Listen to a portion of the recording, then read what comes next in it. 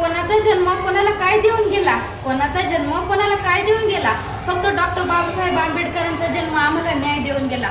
फक्त डॉक्टर बाबासाहेब आंबेडकरांचा जन्म आम्हाला न्याय देऊन गेला. अरे होतो आम्ही गुलाम, अरे होतो आम्ही गुलाम, आम्हाला बादशाह बनवून गेला, आम्हाला बादशाह बनवून गेला. अनेक वर्ष अन्याय सहन करणारे समाज बांधव, ज्यांना खायला भाकरी, प्यायला पाणी आणि चालायला रस्ता सुद्धा मिळणे कठीण होते, अशा दीनदलितांच्या व्यथा समजून त्यांचे अश्रू पुसण्याचे व जगण्याचा अधिकार मिळवून देणारे भारतीय राज्यघटनेचे शिल्पकार महामानव डॉक्टर बाबासाहेब आंबेडकरांनी केले, ज्यांच्यामुळे लाखो घरांचा उद्धार झाला, दीनदुबळ्याच्या जगण्याला अधिकार मिळाला. कोटी कोटी अभिवादन त्या महामानवाला, ज्यांनी संविधान रूपी समतेचा अधिकार दिला. अशा या महामानवाचा, युगप्रवर्तकाचा जन्म 14 एप्रिल 1891 रोजी मध्य प्रदेशातील महू या गावी झाला. त्यांच्या आईचे नाव भीमाबाई तर वडिलांचे नाव रामजी असे होते. डॉक्टर बाबासाहेब आंबेडकरांना वाचनाचा छंद हा त्यांच्या वडिलांमुळे, रामजींमुळे लागला. हा वाचनाचा छंद संविधान निर्मितीचा आसमंत ठरला, यात तीळ मात्र शंका नाही. मुळातच अभ्यासाची आवड असल्याने डॉक्टर बाबासाहेब आंबेडकरांनी BA, MA, master of science, doctor of science अशा अनेक पदव्या संपादन केल्या.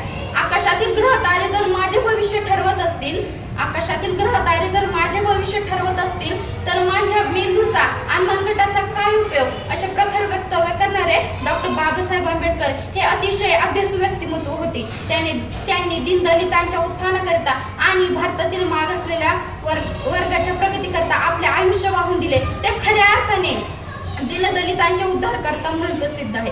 जो मनुष्य मरायला तयार होतो तो कधीच मरत नाही, आणि जो मरायला भीतो तो आधीच मेलेला असतो, असे म्हणत दीनदलितांच्या हक्कांसाठी डॉक्टर बाबासाहेब आंबेडकरांचा हक्काचा सिंहाचा वाटा आहे. ते खऱ्या अर्थाने वंचितांसाठी, शोषितांसाठी खंबीरपणे उभे राहिले. मोजू तरी कशी उंची तुमच्या कर्तृत्वाची, मोजू तरी कशी उंची तुमच्या कर्तृत्वाची, तुम्ही जगाला शिकवली व्याख्या माणुसकीची, तुम्ही जगाला शिकवली व्याख्या माणुसकीची. कोणाला जमणार नाही अशी क्रांती करून दाखवली, अशी क्रांती करून दाखवली, जातीयवादाला देऊन टक्कर 14 ओंजळ भरून दाखवली. निसर्ग नियमाप्रमाणे पाणी आग विझवते, निसर्ग नियमाप्रमाणे पाणी आग विझवते, पण साहेबांनी तर पाण्यालाच आग लावली, साहेबांनी तर पाण्यालाच आग लावली.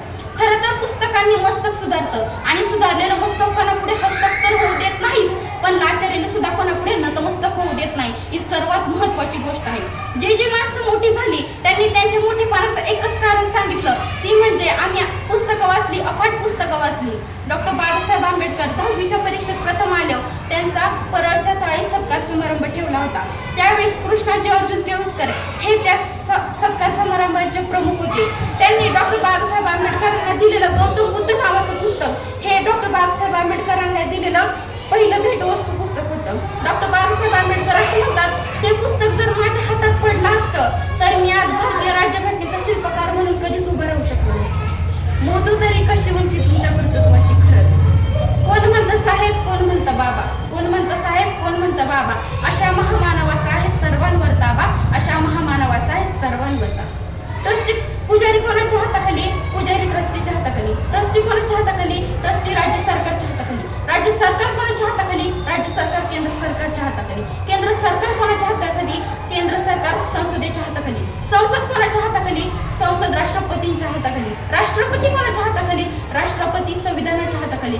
संविधान कोणाच्या हातात आहे हे मलाच नाही तर अख्ख्या जगाला माहिती आहे की संविधान कोणाच्या हातात आहे. भारतरत्न महामानव डॉक्टर बाबासाहेब आंबेडकर यांच्या हातात आहे.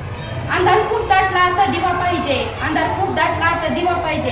नव्या युगात देशात अन्यायाविरुद्ध मंजाव करण्यासाठी पुन्हा एकदा भारतीयांच्या रक्तात भीमराव पाहिजे, पुन्हा एकदा भीमराव पाहिजे. धन्यवाद.